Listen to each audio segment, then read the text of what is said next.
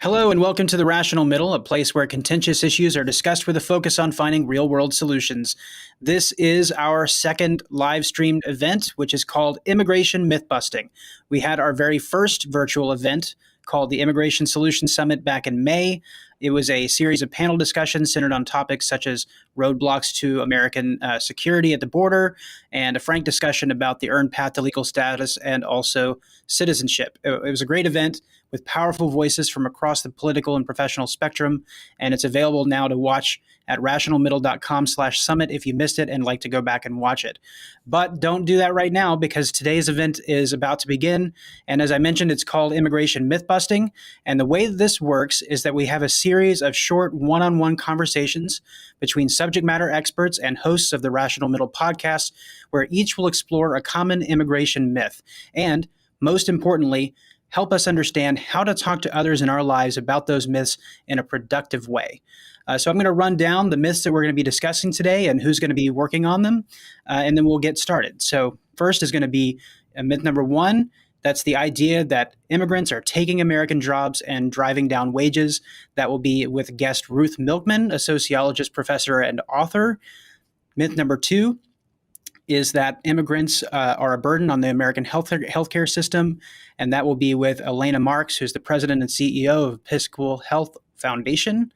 And then number three, we will discuss the myth that immigrant children in U.S. schools are taking resources away from American children, and that will be with Carola Suarez Orozco, a distinguished professor of counseling and school psychology at the University of Massachusetts, Boston. And the fourth myth will be helmed by Police Chief Art Acevedo in Miami, Florida, and he'll be sharing his thoughts on the myth that immigrants bring crime and that local police should be acting as immigration enforcement. Last but not least, we will be discussing the myth that immigrants do not integrate into American culture with Mo Cantner, Director of State and Local Initiatives with New American Economy.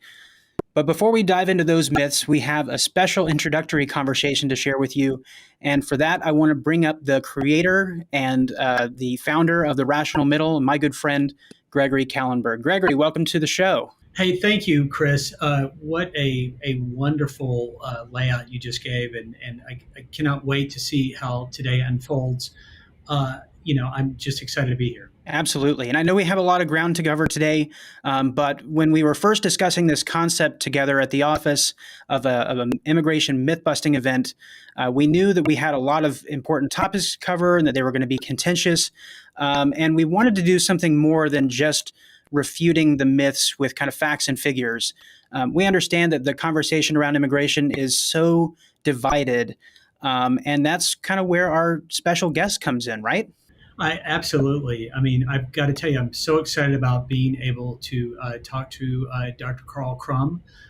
first off. And what's interesting about Carl is a consulting psychologist who works on the idea of communication. I mean, he's worked extensively with public and private enterprises. He's an Air Force veteran. He played college football. But what he is here to do is really show us how to communicate. And I cannot tell you how excited I am to get into a conversation with somebody who really knows how to break through the morass and get both sides of an issue talking together and catalyzing discussion.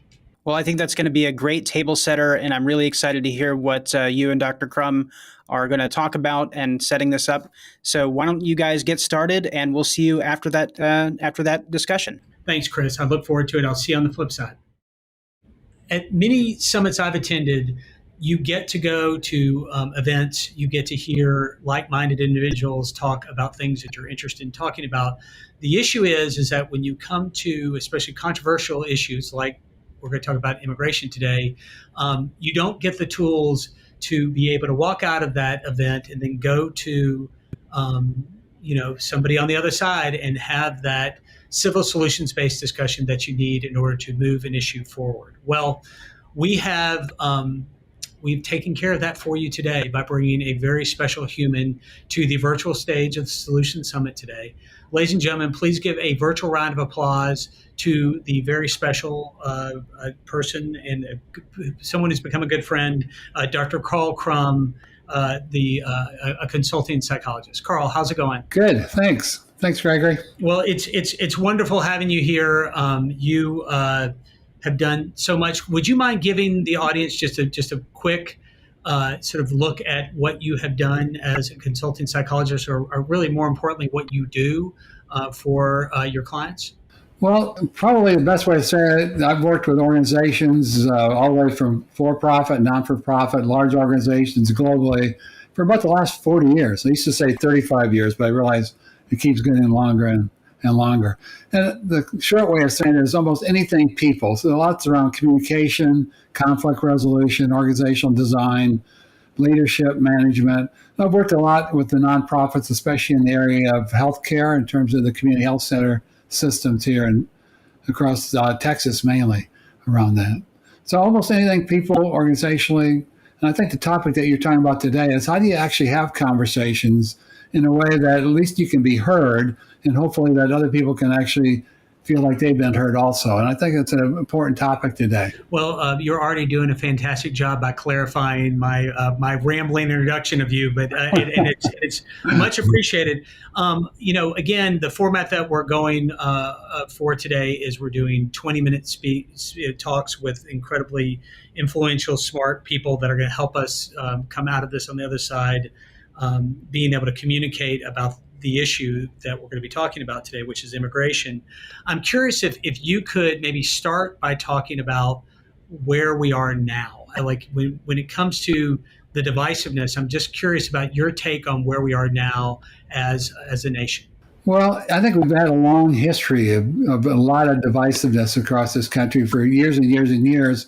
I just think it's much more prevalent today and probably a little bit more visible to each of us. And it's moved from just being divisive between people to really there's this differences and division between news programs, networks, organizations, political parties, almost everything. So it becomes kind of our expectation. In fact, I think anytime we anticipate a conversation with someone that we believe might see things differently than us, we anticipate it not going well. And we go in with the idea that it's going to be somewhat adversarial. You're either like me or not like me. You're either one of us or you're one of them. And you're either on my side or the other side. And that really sets up the conversation not to go well. And usually we both leave not feeling like we've gained any kind of understanding or really had any kind of impact on each other. So it goes way back. I think it's just much more prevalent today. So I mean, when you look at it, just to get a tiny bit of clarification, we're looking at some of the root causes. Is media really, or even media and or social media really a huge cause of what is going on right now as far as the divisions go? I believe it is. I believe it is because we get so much more exposure. And some of the factors I think that lead into it, what we're going to talk about here briefly around confirmation bias, is now people have so much readily available information that simply always confirms what they already believe, which wasn't so available before. And so having just access in the way we access information today has made it worse. So it's more available, more accessible, and unfortunately, I think has a lot more influence. Gosh, that is crazy. You think about it, and it's wonderful and terrible to hear it confirmed by by an expert, no doubt. Let's move to kind of how we got here. During sort of our some of our talks beforehand, one of the reasons that you're here and you're opening our conference and really are going to be our guiding light through this day is you have studied a lot about the fact that it's like you said, this is not something new, and it's something that really is embedded in us when it comes to the way that we're divided or the way that we think about things. Could you talk a bit about that? Sure, there's a lot of people believe it goes way back, and when you start talking about xenophobia and fear of strangers, fear of people different being different than ourselves, is that obviously a long time ago, you were in one village, I was in another village, and if we allowed somebody that we didn't know that wasn't really a member of our village to come in, often you'd bring disease, bacteria that could wipe us completely out. So it really started ingraining, I think, a fear of people not like us or even strangers. So I think there's still remnants of that today. And then also this idea about who our people are and our identity is that it's easy then to go from our people versus not our people. So it creates this artificial dichotomy that really encourages more of an adversarial approach. And then it leads us to our same conversations being mainly adversarial. And then our attempts to have conversations to bridge that, a lot of things we do even makes it worse.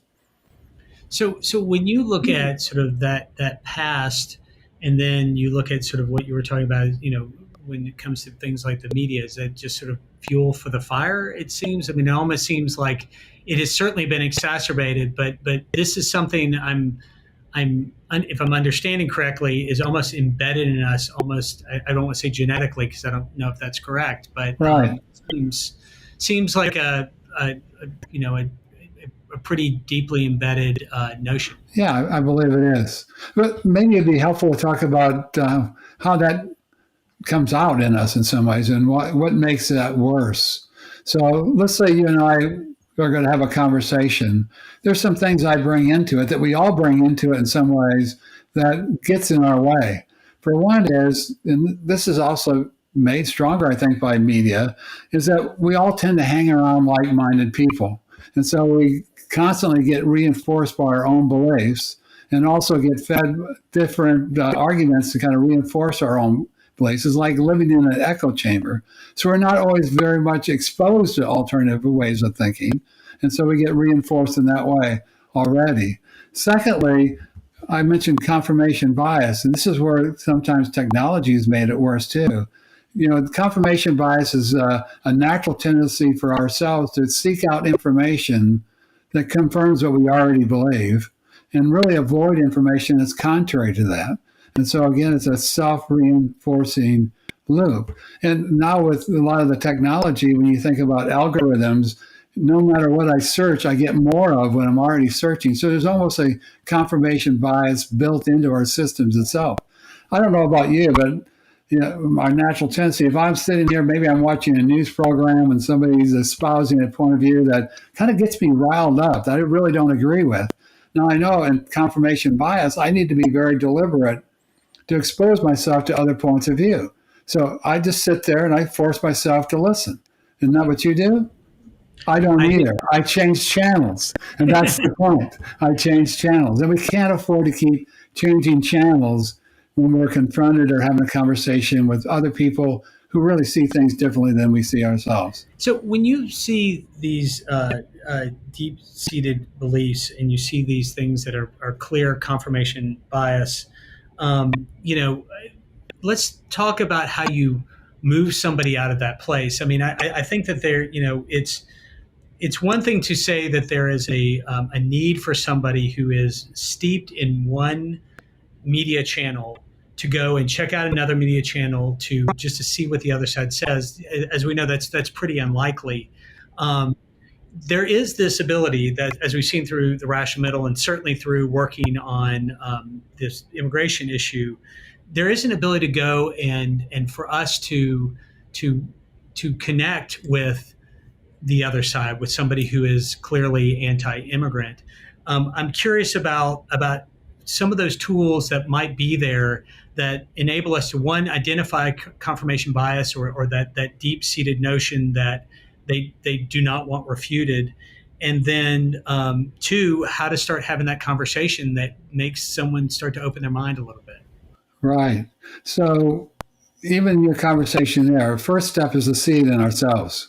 We often want to attribute it to the other person. The other person has confirmation bias. The other person doesn't listen well. In fact, what gets us in trouble is we tend to kind of elevate our own virtues. I'm a wonderfully open person who's willing to listen to anybody. And we tend to, in terms of seeing the other person as just the opposite. So we kind of enhance their closed-mindedness and then attribute all these virtues to ourselves. Second thing is we do is when we get engaged in these things, our intent really gets in our way. So our intent is I'm going into this conversation, often not to be really open, although I say that might be true, is to change you, to convince you to be different. And I take on the responsibility to make you different, but already sets up kind of a natural defensiveness on your part. Then we engage in this counterpoint conversation in which I'm actually listening to you, not with the intent to understand, but the intent to counter your point of view. And you're doing the same. And then this kind of odd thing happens as we have conversations like that, is that we end up both moving to farther and farther extremes.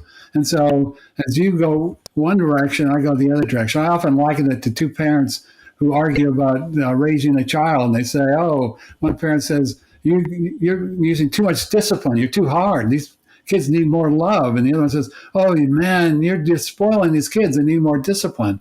And then parents eventually kind of polarize in positions they may not have even been in, but it's a product of the interaction itself. So once we get that kind of that adversarial, it doesn't go well. So you're saying, so what do we need to do differently? Well, this is the hard part. The hard part is that we had to get really, really clear about our intent first. So if I go in with the intent to change you, to convert you, it's already difficult. It's going to be, you're going to feel like, you're going to experience that. You're going to feel you're going to experience me as regarding you not as a person, but as a target, as an object. And you're going to naturally get defensive. If you feel attacked, you're going to naturally become defensive. And it just simply makes worse. So the idea is that I have to really go in this with a totally different intent. And that intent is to have a more authentic conversation in which I'm going to allow you to actually explore your own thinking. I'm going to allow you to kind of look and think out loud and question some of your own assumptions. And there's a greater opportunity that you might do that. Maybe not right away, but certainly, maybe plant some seeds for that to be different. I'm fascinated by that, because when you look at things, for example, later on today, we're going to be looking at myths and then busting those immigration myths that are out there. One of them being that immigrants are taking American jobs, right? So right. Taking something like that and walking up to someone who has clearly been indoctrinated with the idea that immigrants are taking might not be their job, right? But they certainly have that concern for their country and their concern for their colleagues or their friends or the people that they think the immigrants are taking their jobs from. The immigrants taking the jobs from, right. a citizen. How do you start that conversation as an example that would allow that person to at least start to open their mind to a conversation? Right. So that always reminds me, I think it's very helpful, that there's a Harvard negotiation studies done years ago. And they made a real important distinction between what person's position was, the stance that they're taking, and their underlying interests or their concerns and fears. So for instance, if someone says, I'm against immigration, right? So that's a position to take. What's their concerns? Well, they say, they might take our jobs. But what's really underneath that? Well, they are concerned about their own ability to support their family or the future of their children, or they're afraid that maybe people are going to come in and kind of empty the coffers of the organization. There's always some very legitimate fears underneath that. So we can argue point, counterpoint about immigration and open borders, but unless we really allow them to think out loud about and recognize or acknowledge their underlying fears, it's not going to go very far. And so the idea is that instead of trying to convince you that you're wrong or there's nothing to fear here, to help you explore where that fear comes from. And you only can do that not by talking, but by asking. So you're saying, what do I do differently? I have to use inquiry skills. I got to use highly effective questions that help you think out loud so you can actually hear yourself think. And at that point, then you get a little bit better perspective. I know, and you know, that when we think in our heads, everything looks the same. But if I have to say it out loud to you and you help me kind of reflect on that, then things look the same in my head, look quite differently when I get out here. So you may not be able to convince me, or you may not be able to convince them, but at least you have an opportunity for them to think through those without just naturally responding to what they see as an attack to make them wrong. The other aspect of effective questions are they have to be genuine questions. You know, often we have questions that are really statements. So if I say to you, Gregory, don't you think this? That's not a question. That's a statement. And so making sure that we make statements, and questions creates a little bit more psychological safety for people to think out loud and even question some of their own beliefs around that. Or the idea, and you may have had the same experience, where somebody does a very rapid closed-in questions and you feel like you're being hockey pucked into some goal, and that goal is to change you. And so that doesn't work either also. So we really want to be able to open this up. Now, the other aspect of that is if we're going to have a conversation, I think it's important for me to make a clear and maybe even a persuasive argument. And yet, if I do that with the intent to change you, it doesn't go very well. So a very genuine way of doing that is to say to you, here's what I believe, and here's why I believe it. Here's the position I have on immigration, and here's the data, the thinking, the experience, the concerns, the values that lead me to take on that posture, that position. So now I'm actually offering it up, and it looks kind of weird, but I'm offering it up for consideration. And if I'm offering up for consideration, you have then a little bit more space to consider it without having to feel like you have to defend against it. So these are all very, very different ways of having the conversation. So in having that conversation, and again, I love this idea of sort of allowing someone to think out loud and those genuine questions. I mean, what are those red flags that we should be able to internalize a little bit throughout this day that enables us to, and you said it, we all sort of almost frame questions sometimes like we know the answers, which is a problem. What are those things that we should be able to note internally that would tell us we're on a good track, at least starting a substantive, and we say it at the Rational Middle of Immigration all the time, a substantive civil solutions-based discussion? What are those things that should tell us we're on the right track? Well, so for me, one is that you stay grounded in your own point of view in the first place. I mean, it's okay to stay grounded, but not to react to theirs. So how do we monitor this? Well, if you're and I, or at least the heat isn't quite so high, so we don't get emotionally hijacked, where we're now talking about, instead of rendering judgments about what we're talking about, we become judgmental of each other. When that starts happening, we know we're off track.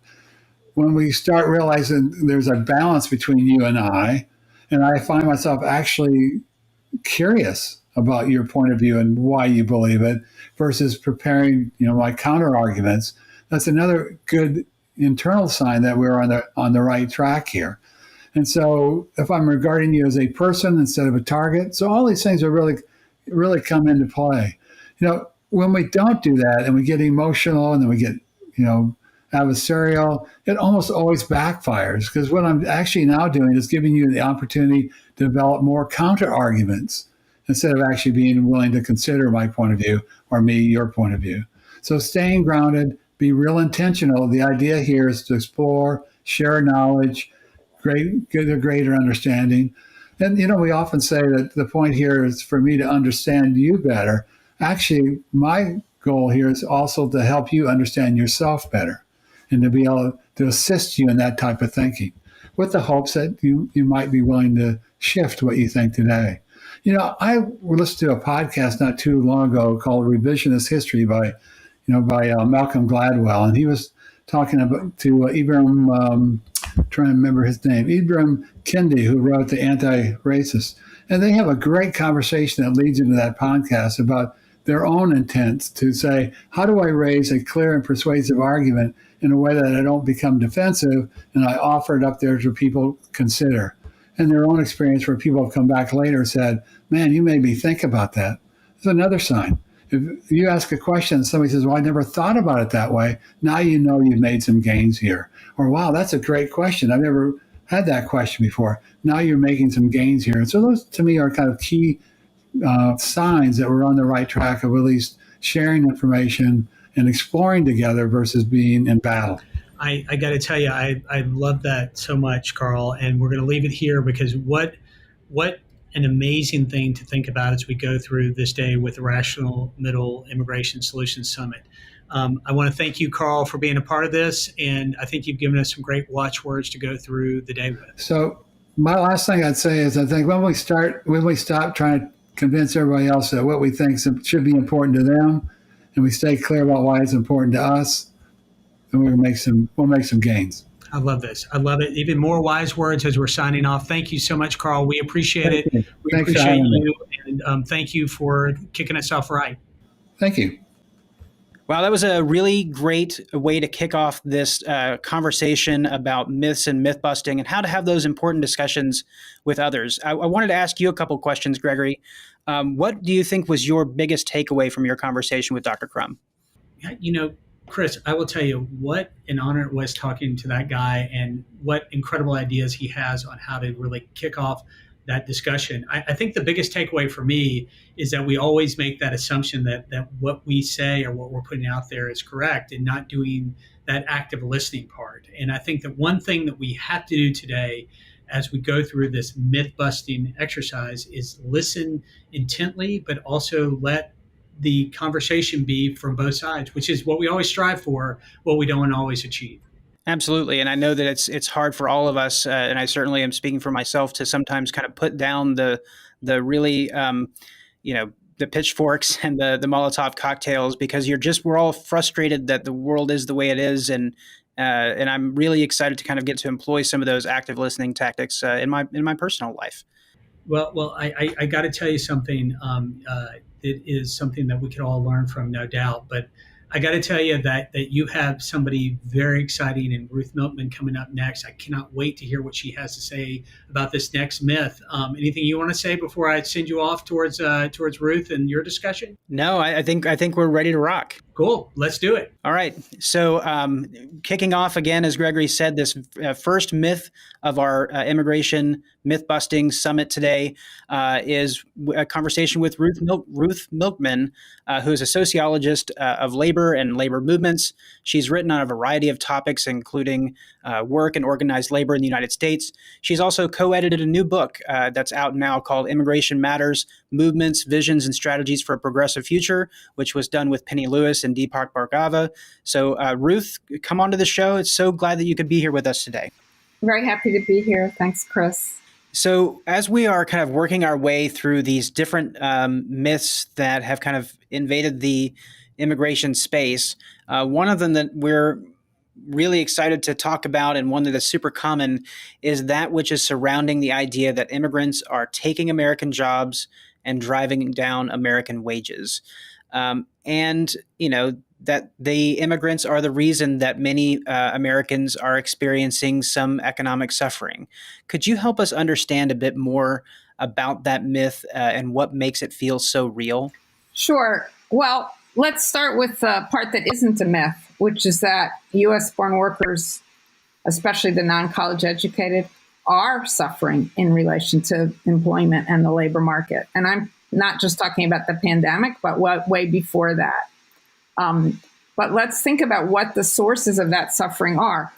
One is sometimes called deindustrialization, a fancy word for factories closing and moving production overseas, or sometimes deindustrialization is also caused by new technology that eliminates jobs and replaces people with machines. It's pretty obvious that immigrants have nothing to do with that.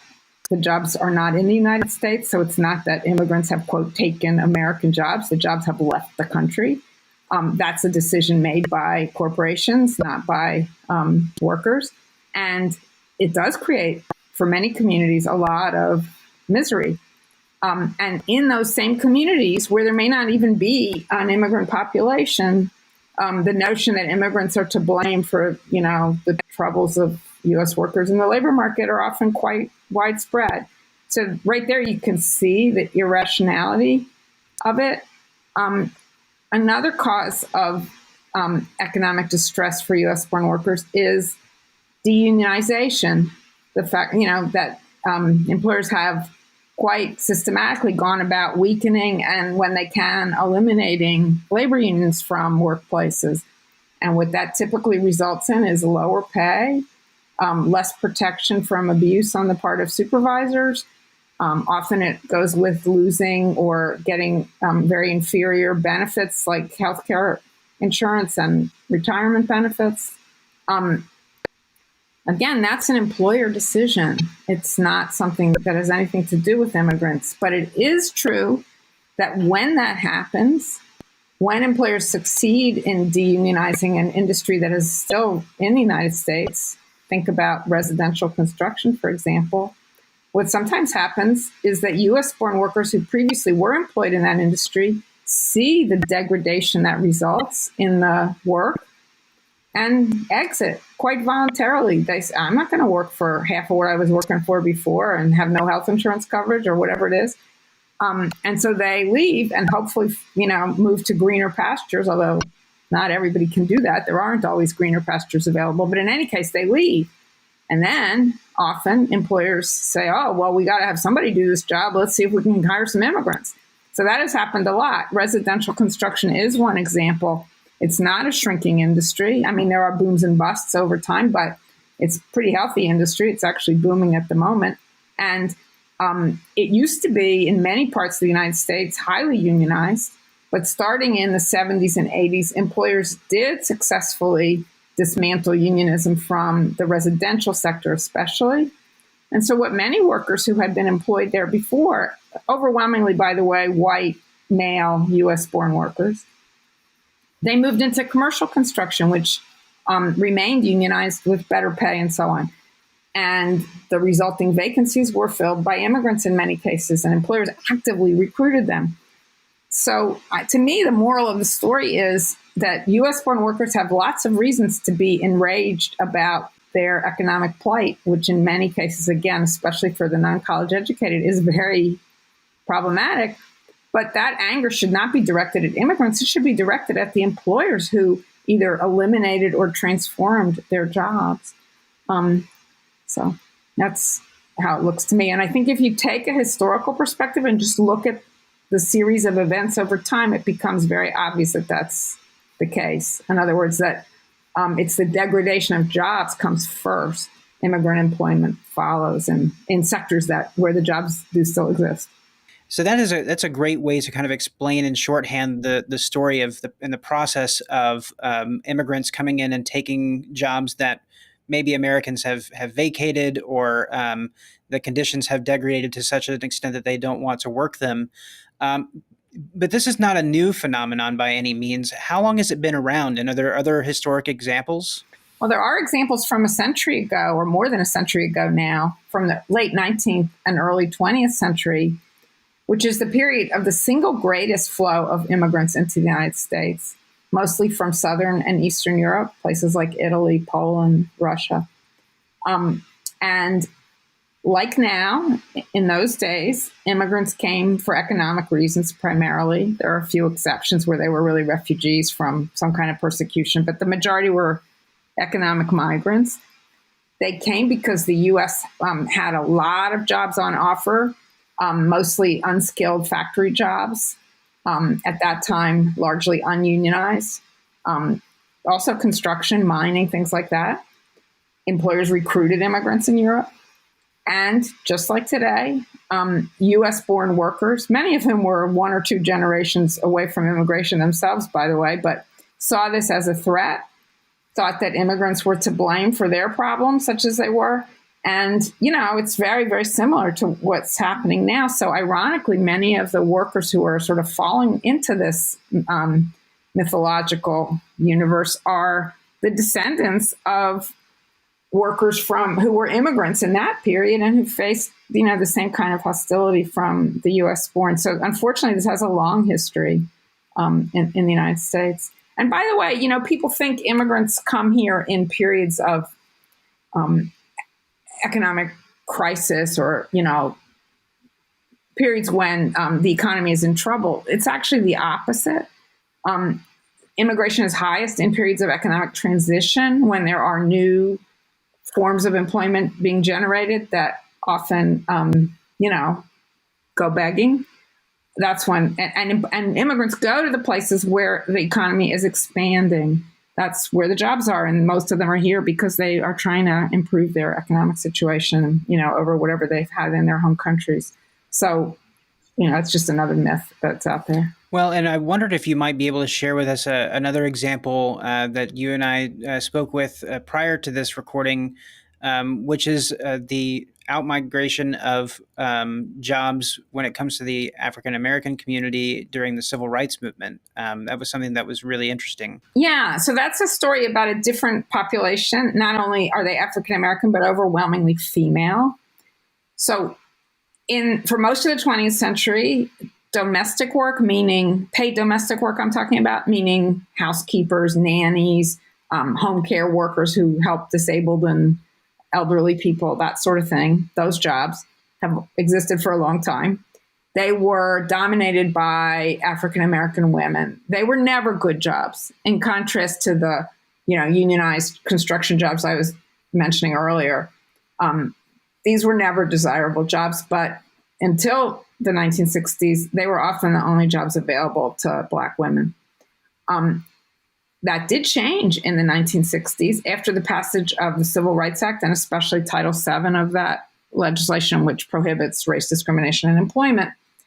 Other jobs did begin to open up to African American women, clerical jobs, sales jobs, and so on, which they regarded as quite, as much more desirable, though they weren't like unionized construction jobs either. They were traditionally white women's jobs. But anyway, so there's this very rapid exodus from paid domestic work by that population.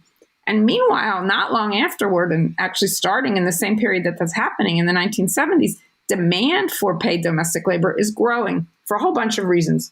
One is that this is precisely the period where married women and mothers' labor force participation skyrockets, partly because their husbands are not doing so great in the labor market, and many families find they need a second income. But anyway, that's a whole other story. So there's more demand for paid domestic work, though, when the two adults in a household are both employed, and they might need more help in the home, and especially childcare in a country where that's not publicly provided for most people. Also, the population is aging in this period, and so there's more demand for elder care. And also, this is a little more complicated, but this is the same period in which inequality is beginning to widen, something we're all very familiar with now, but actually starts in the mid-1970s also. And that actually increases demand for domestic labor too, because as the gap between rich and poor grows, the people on the high end of that are more able to afford paid domestic labor because it costs less since poor people are earning less. So for all those reasons, there's a expansion in demand for paid domestic labor at the same time as the old supply, namely African-American women, is disappearing from the occupation. And so that too is a case where employers, in this case households, turn to immigrants to meet the gap. So it's different from the other story I told in that this is not a story of labor degradation, but it is a story of voluntary exodus by the U.S. born, and then the recruitment of immigrants in their place. Well, and it seems to be something that no matter which way you look at it and no matter which example you pull, the understanding that whether it's the work conditions or the pay is changing or opportunities are expanding in other places, there always seems to be this creation of a void that then immigrants are asked to fill. which makes them kind of the most visible part of the changing labor force when those who are experiencing some sort of economic woe are looking at what the problems are, and they see, well, these are the new people that are in the system, and at the same time, my hourly wage is going down, and I'm not able to get the jobs that I once was able to. So these are not new issues. There's a variety of ways that it can come about. So what is it that that is creating this disconnect between people's understanding of the issue and what it is that they see, say, on cable television?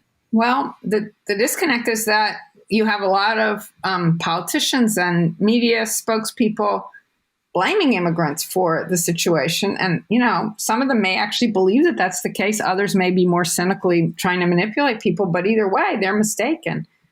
They may not know the history I just recounted themselves. I think it's not just working class people who fall into this misconception, but in any case, it's been broadcast very widely. And it is a distraction from the real problem, which is growing inequality, growing labor degradation, declining unionization, all those things. So in many cases, the people promoting these mythologies have something, are benefiting from that misconception. Sometimes they're not. But and it's an attractive explanation. It's simple. It seems almost obvious, even though it's actually wrongheaded. So, that's how it works. Scapegoats often are very convenient in this kind of case. And again, it's not that workers don't have any reason to be unhappy or angry. They do. It's just that they should be directing that anger in a different place, not to immigrants, but to the employers and public policy people who have transformed the labor market in a negative way for them and their communities. Well, and that gets us right to kind of the purpose of the ending of this segment with you is how we can communicate the ideas of where people should kind of be directing their energy and their effort to make their lives better in a productive way that's not calling someone stupid or using other kind of abrasive, approaches. How can someone sit down and have a conversation with someone and help them understand this history, help them understand where to direct that energy and ire to help make their situation better? Well, the most effective way is probably through deep conversations one-on-one between individuals. That's hard to make that happen on a large scale, but our book does include a chapter by some of the staff members of a group called People's Action, where they describe what they call deep canvassing, which does exactly that, where people literally knock on doors and try to engage folks in conversation about their own experiences with immigration or people they might know who are immigrants, how, and that sometimes leads to a more empathetic approach and a different understanding of the policy questions that are out there. That's a tall order to do it on a large scale. Fox News reaches millions of, I said billions, which is wrong, but millions of people at a time. This reaches one person at a time. So, that's challenging. But that's probably the single most effective way. But there are also, there are actually a lot of very popular public policies. That the vast majority of people in this country support, like a higher minimum wage, that make a difference in this arena too. Anything that puts a floor under wages and working conditions through legislation or unionization, which also could be made easier by changes in the law, can make a positive difference for both U.S.-born workers and immigrants. Well, and one of the challenges is that, those other issues when it comes to the minimum wage or unions, there's been such negative energy kind of put around those terms that even those potential solutions find themselves to be somewhat untouchable in a way. And so it's hard to kind of think about these are the solutions. And they may well be, or they may be ways that we can kind of inch further down the road to a place where we want to be. But even those solutions have become taboo themselves in certain circles. So maybe what you could do is help help kind of give some advice to someone who is having that one-on-one conversation on the couch with their friend or their relative or their community member in a way that would help them understand a new perspective that might help them change their minds about the kind of scapegoating of immigrants when it comes to jobs and wages? I mean, one way is to ask people about their own family histories, because almost everybody who lives in the United States today is either an immigrant or the descendant of an immigrant. And in many cases, as I mentioned earlier, our own grandparents, great-grandparents faced very similar hostility from the U.S. born. So that's one way to help people understand the dynamic that is not a new one in the United States. People have pretty short historical memories in this country, though. And so insofar as people know their own roots stories, that's one road into a more, to making people see that there's more than one way to look at this problem. I also wanted to question one thing you said. I think it's true about unionization that there are a lot of myths out there, and it's become, this taboo subject to some extent for some people anyway. I don't think that's true of the minimum wage thing. The vast majority of people, including many Republicans and conservatives, do think that the minimum wage should be increased. And in fact, there have been when it's possible to have a vote on the matter in Florida, which is not exactly a bastion of left-wing sentiment, they voted to increase the minimum wage in an election. Overwhelmingly. So, that is ultimately the kind of thing that can make a difference here. If and it benefits everyone, at least everyone at the bottom of the labor market. Absolutely. Regardless of where they were born. Thank you so much for taking the time to speak with us today and to drop some wisdom. I understand that this is a short format, but if those who are watching are interested, they can certainly check out your work, including your most recent book, Immigration Matters: Movements, Visions, and Strategies for a Progressive Future. Thank you so much, Ruth, for taking the time to be with us today. My pleasure. Hey, that was great. I always love to hear what Ruth has to say. She's got a really, really interesting take on things, Chris. Yeah, and I'm really excited we had an opportunity to circle back with Ruth. We had her on the podcast not long ago. And her approach to conversation with others is kind of to direct the frustrations of those who might be, against immigration or immigrants, to look more toward the conditions of their own work environment, and to kind of point the finger in the direction of those who have influence over those conditions, not just kind of looking to their fellow workers. And I think that that's something that we hear, time and again as the labor movement continues to evolve, especially as we're trying to kind of wrench ourselves out of the pandemic. People seem to be kind of looking more toward those work environment conditions. And I'm hopeful that will contribute to a furthering of that discussion. Absolutely. So next up, we'll be looking at myths surrounding healthcare and immigration. And for that, we're talking with Elena Marks, who's the president and chief executive officer of Episcopal Health Foundation in Houston. She's also the non-resident fellow for health policy at Rice University's Baker Institute for Public Policy, where she works on health reform and access for low-income and uninsured populations. Elena, thanks for joining us. Thank you for having me. So one of the myths that we want to address when it comes to healthcare is something that's commonly said, and that is that immigrants basically are coming here and they're soaking up all this free healthcare, and they're getting this benefit that they're not paying for. Is that really what's happening? Walk us through the process. It's really not what's happening. I mean, you might start at the top and ask, in this country, who's getting free health care anyway? Because I'm not. My employer is paying for mine.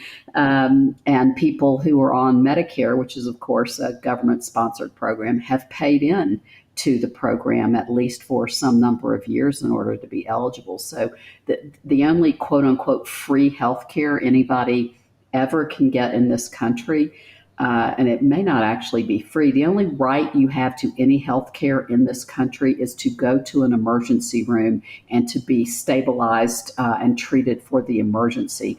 And you're guaranteed to get into an emergency room regardless of your ability to pay, but they can still bill you for it.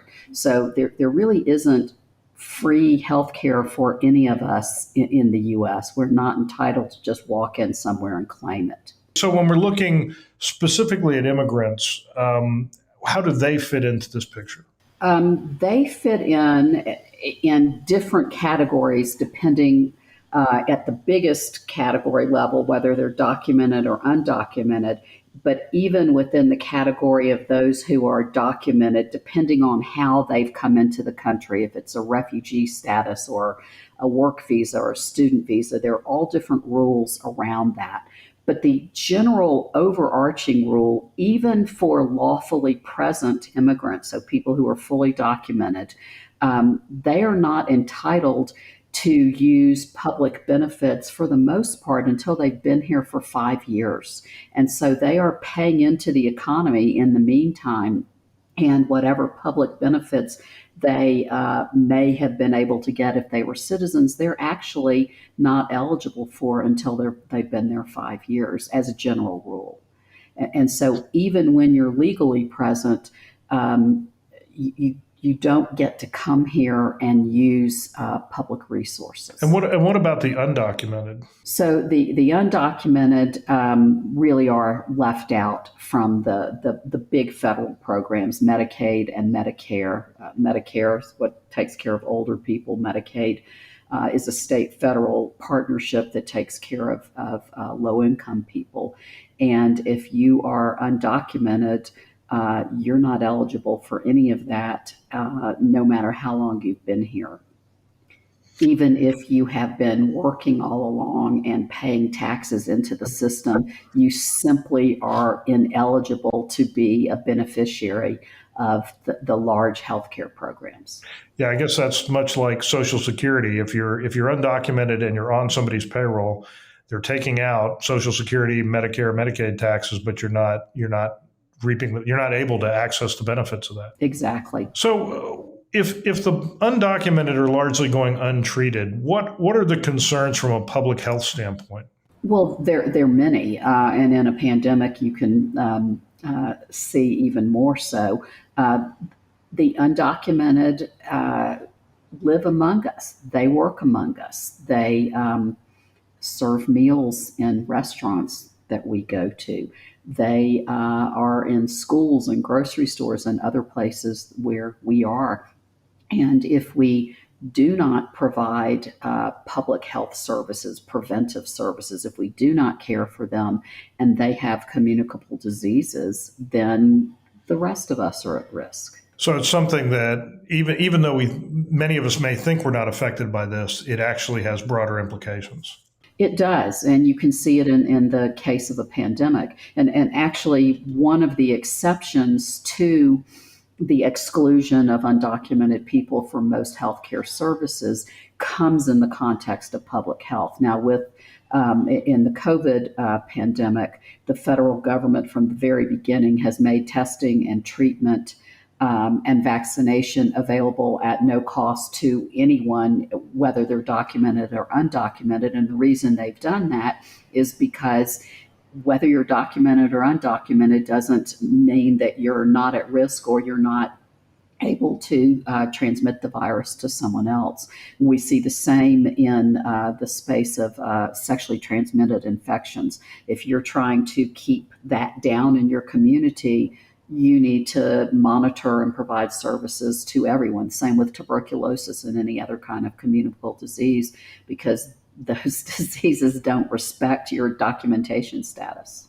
So why can't the undocumented just access the ER, get what care they need? Why isn't that good enough? Well, first of all, what the ER is there to do is to treat an emergency. And so once you are stabilized, you're not entitled to remain there and get whatever kind of care you need. You just get the emergency care. And so what that means is that either people, and it's true of the undocumented, but remember in Texas, We have more than 5 million people, most of whom, the vast majority of whom, are documented and are also uninsured. And they're kind of in the same boat. So you can go to the emergency room, but you get a limited set of services.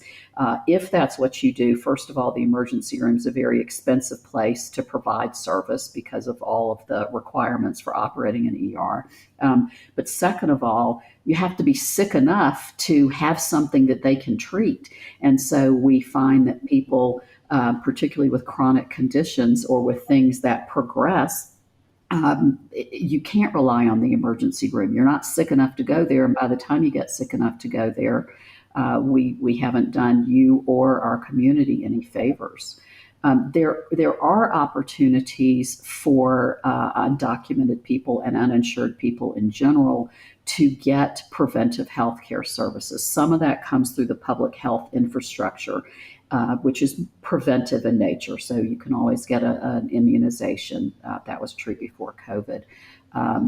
There are also within most large cities, and certainly within Texas, we have locally funded healthcare delivery.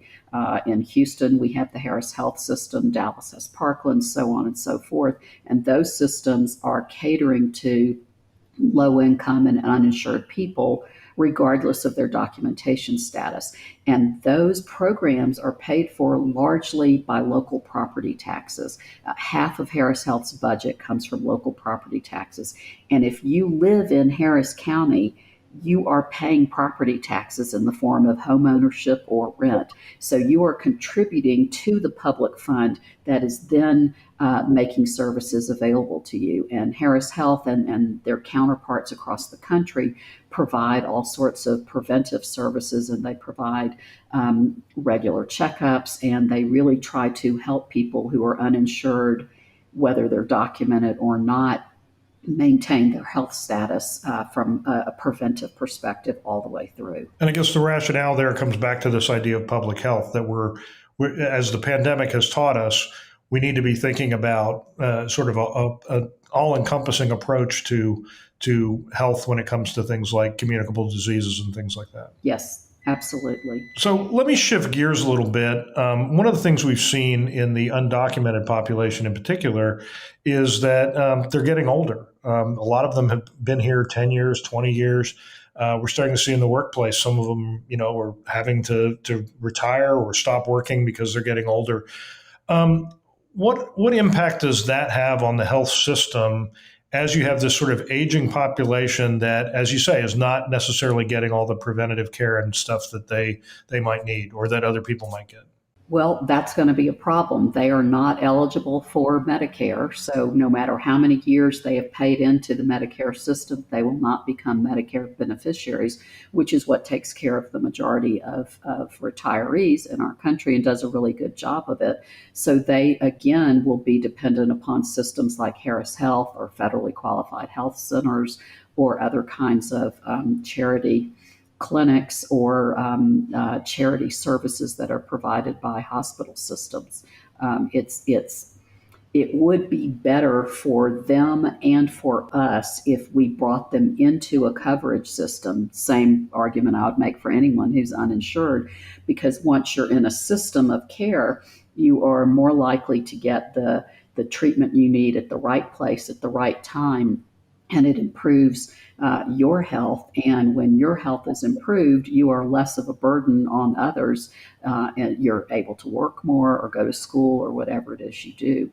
And so we're missing an opportunity. We can sit them over here on the side, but the costs associated with it don't necessarily go away, and we end up paying those costs in a more expensive manner in terms of both human and healthcare costs. So if we had some sort of reform system that would allow people who were undocumented to more fully participate in the health system, you're saying it would save money overall and probably make the broader population healthier. I think that's right, because you would rationalize the costs of their care and the delivery of their care in a way you can't do when someone lives in the shadows and gets sick enough that they're willing to come out and get some care because things are so bad for them. So we've been through this pandemic, which has been pretty jarring for everyone, and I'm wondering what have we learned? What has the pandemic taught us about immigrants and healthcare and how the two interact? Have we learned any new lessons from all this?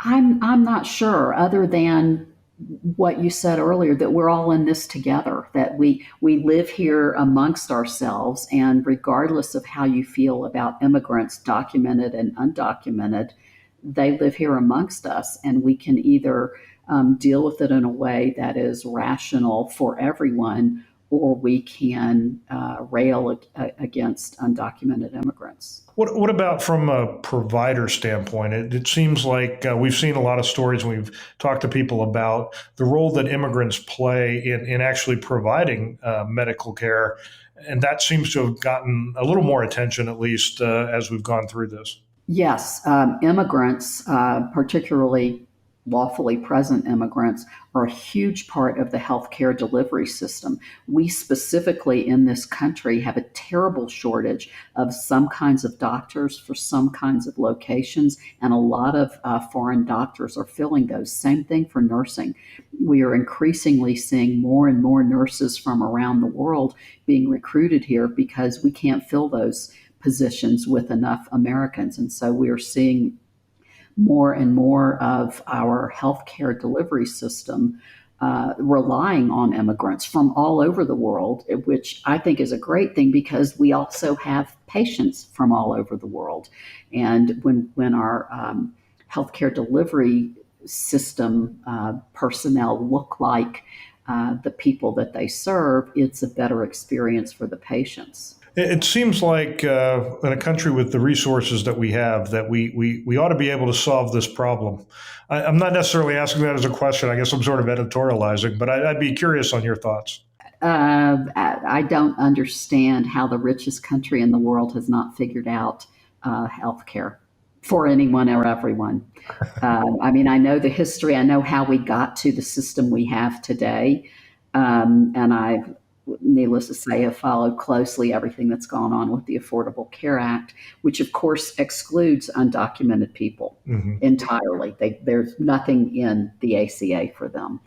And that all goes back to some laws that were passed in the late 90s that part of the whole welfare reform packet made explicit the exclusion of undocumented people from certain programs, and also put in additional barriers for documented immigrants in terms of when they would be eligible to participate in programs that they had been paying into.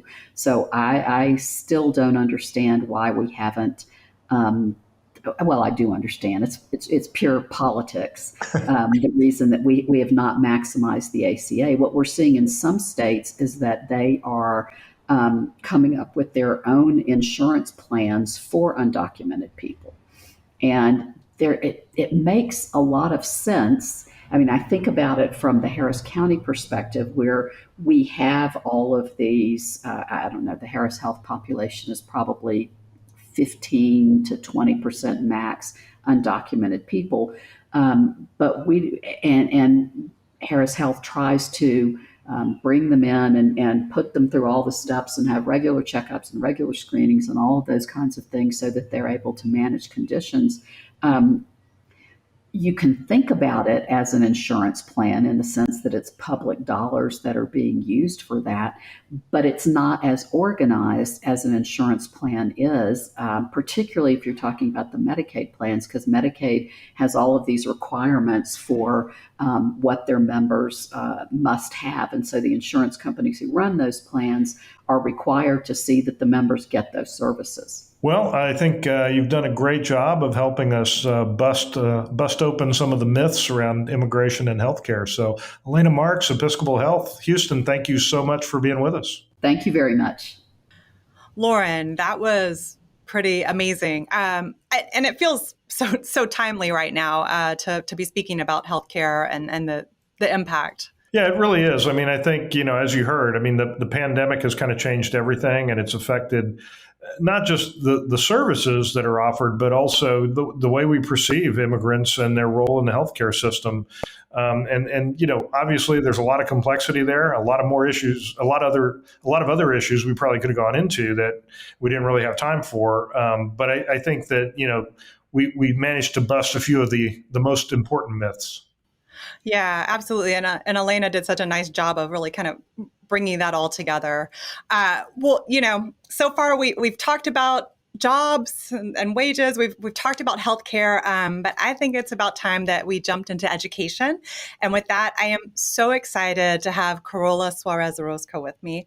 Carola is a distinguished professor of counseling and school psychology at the University of Massachusetts in Boston, and the co-founder of Reimagining Migration, an organization that works with the educational ecosystem to advance the education and well-being of immigrant origin youth, decrease bias and hatred against young people of diverse origins, and to help rising generations develop the critical understanding and empathy necessary to build and sustain welcoming and inclusive communities. Carola, so good to have you with us today.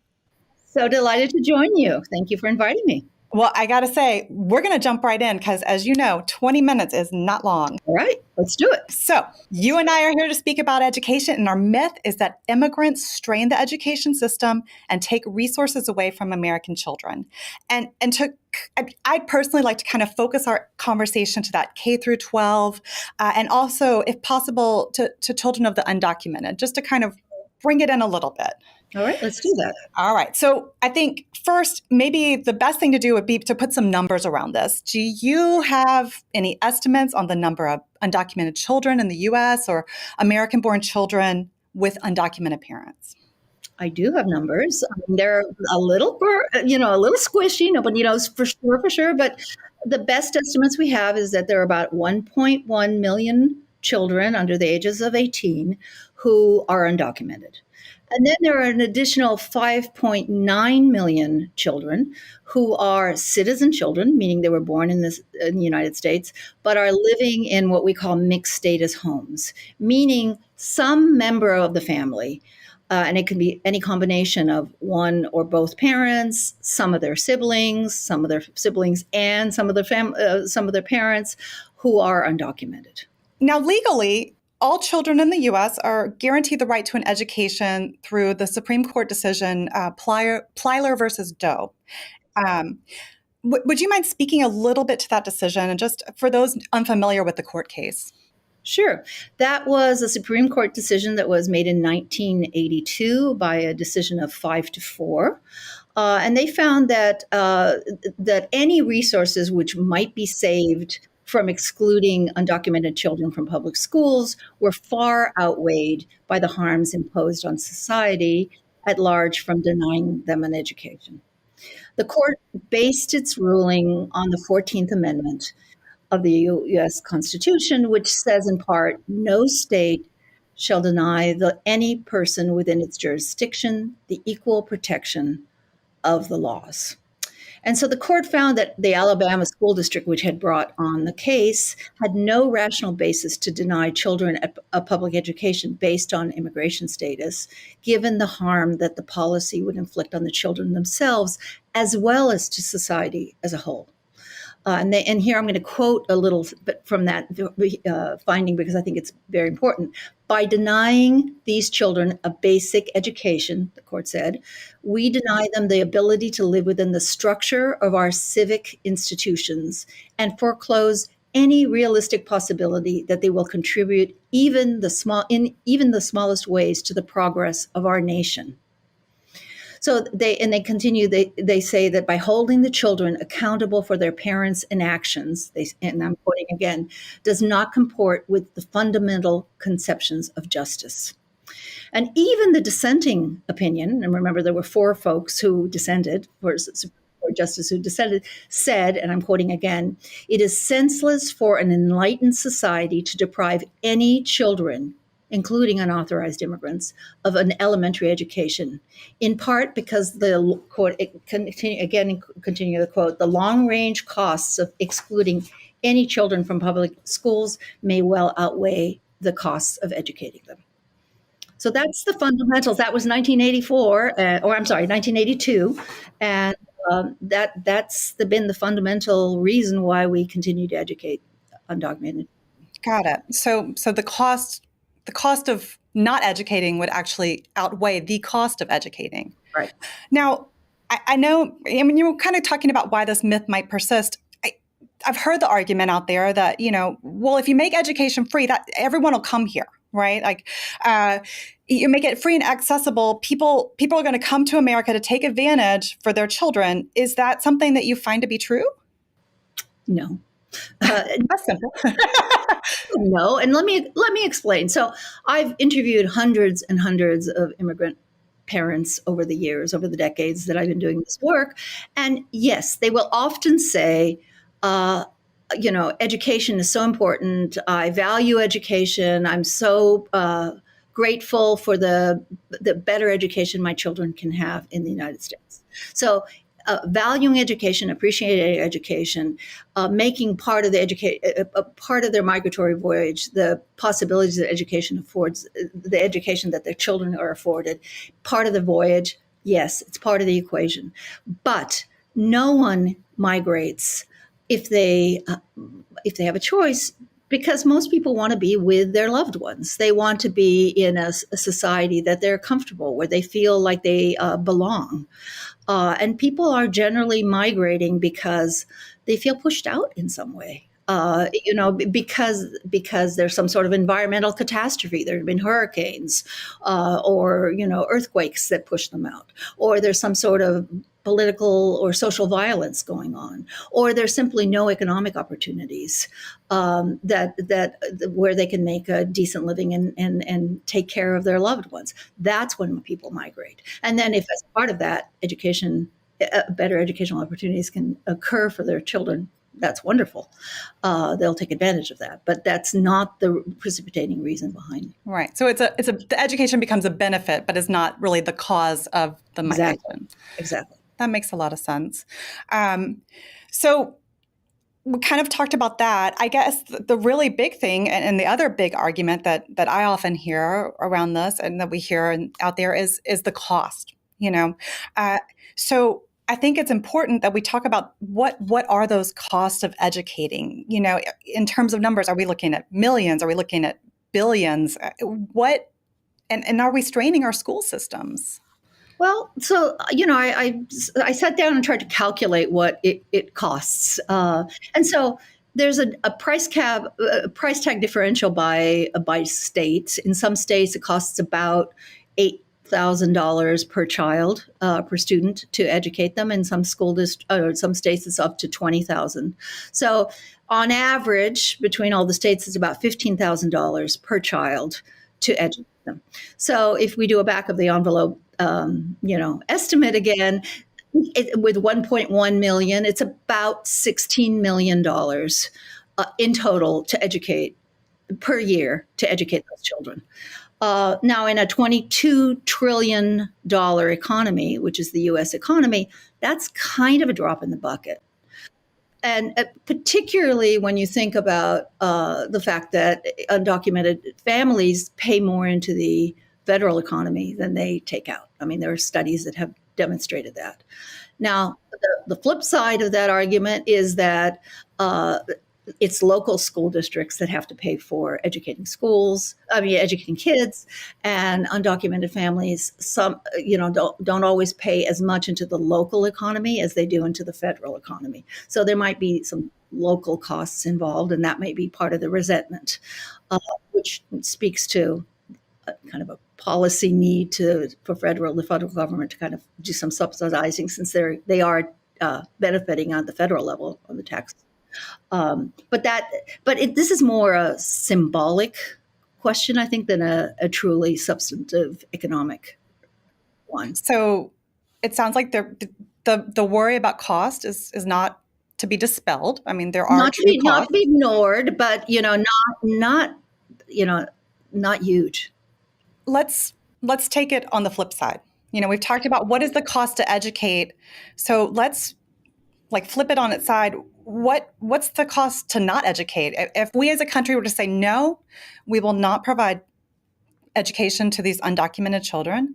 What does that cost us? I think there are a lot of costs, and I'm going to lay out a few of them, and there probably are many more that I haven't thought about. But so let's start with that very first statistic that I gave you, which is that there are 1.1 million undocumented students, young people, and then there's another 5.9 million who are living in families where they're citizen kids and they're living in undocumented families. That means that a lot of families, one sibling is undocumented, a couple siblings are citizen children.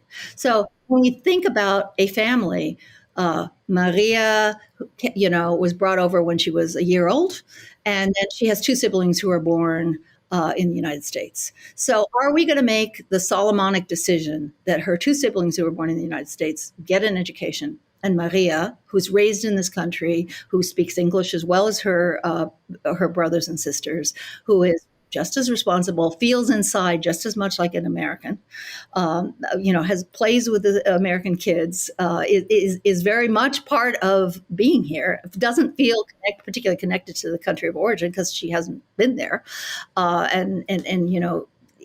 So are we going to make the Solomonic decision? Those two children, yes, we're going to educate them. But Maria, no, we don't. In the same family. I mean, I would argue that's a family decision. Like, how do we make that split? And then I would also argue that as a nation, you could use that metaphor of the family of the nation. Like, how do we decide that child yes, that child no? We go just arbitrarily around saying that child yes, that child no. Particularly when so many of them have been brought when they were very young. Yeah, I mean, like, that feels like a impossible task, like so arbitrary. Well, it's morally a little bit, not a little bit, a lot complicated. Morally and ethically, a lot complicated. And then as a child psychologist, I would argue that there's a kind of we want to help every child reach their potential, and by choosing to say this one yes, this one no, we're certainly not doing that. But then there's some economic arguments as well that I would want to share. So we know that high school graduates earn on average about $1 million over a lifetime, more than high school dropouts or folks who have not gotten a high school education. So at the individual level, think about the accumulated costs of or the benefits of educating versus the costs of not benefiting. So it's $1 million over each individual lost. And that's a lot. And that's to the person, but think about what they would have put into the economy. Mm-hmm. So that's a cost that we can think about. And then, another way of thinking about this is that we've learned that the children of immigrants tend to pick professions that are what I call socially responsible professions. I mean, not all of them, but a lot of them pick nursing, childcare, education, elder care, community work. They they often pick professions that give back to society in some ways. Now they're often not terribly remunerative. The remunerations of those professions are not huge, but they give back to society in tremendous ways. Just think about COVID. A lot of undocumented folk and folks living in mixed status families were on the front line, were frontline workers, very high numbers. So let's harness that. Let's harness those energies in some ways. And, and then another kind of thinking about it, and I always like to think of things in the positive way, but let's think about it in the negative way. Okay, we exclude folks from the economy, from education and the economy. What do people do? They're here. They live here. They feel like Americans. They don't have a home back home because they haven't been there for forever. So how are they going to make a living? How are they going to make a living? People join the underground economy. That's what they do. And it's not always savory. It's not always savory choices. Most don't, but some do. That's, when you have limited choices, what do? You have to make a living. You have to feed yourself. You have to. And so do we want to push people into that direction? And we will if they have no positive choices. That's interesting, to think about it in that terms. And even to think about, if there were 7 million children who weren't in school, what are they doing during the day? Yeah, I mean, you get into mischief is what you do. Not everybody does, but Right. it's just all the way around not good for, again, I think about it from the child development point of view, each individual child, but just think about it at it writ large across society. And then I think, one other argument for why we should be doing that is that, these are kids growing up alongside their native born peers. And they feel internally like members of this society, although they're getting a lot of exclusionary messages, and that's a whole other conversation that they have to kind of deal with. And we're at a kind of societally, we are at a very dangerous crossroads where we're extremely divisive, right? We're every day more divisive and more divided. We need to find ways to become more inclusive, or the very fabric of our nation is going to be torn apart. We're right there at the crossroads right now, and this is just one of many symbolic battles, I think, that we need to really think about and worry about. Again, every individual matters, but when you add them all together, every person is sort of intertwined, and there's a fabric of our nation. And we are, after all, a nation of immigrants. That is who we are. That is the foundational myth of our nation. Now, we've always been ambivalent about it.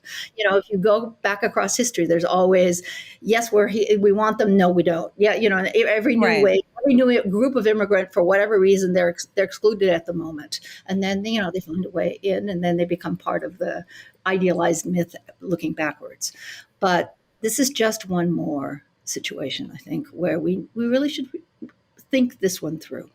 So I really want to make sure that what do we say to people to begin to change their minds? How do we begin to create that conversation where people see that we're not diverting from we're not taking away from someone else, but we're their benefits to keeping these children in our system?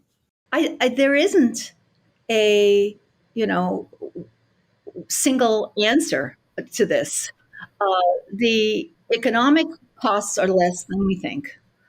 The social costs are greater over the long term, and I think the kind of the story of who we are as a nation should continue to be that of a nation of immigrants. That is absolutely our foundational narrative.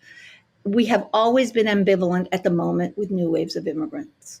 And always, always, the immigrants who come in have made our society a better place over the course of time. The initial transition is complicated, but they always, always come in and make our society a better place over the course of time. The undocumented is a kind of a newish category. I mean, there were in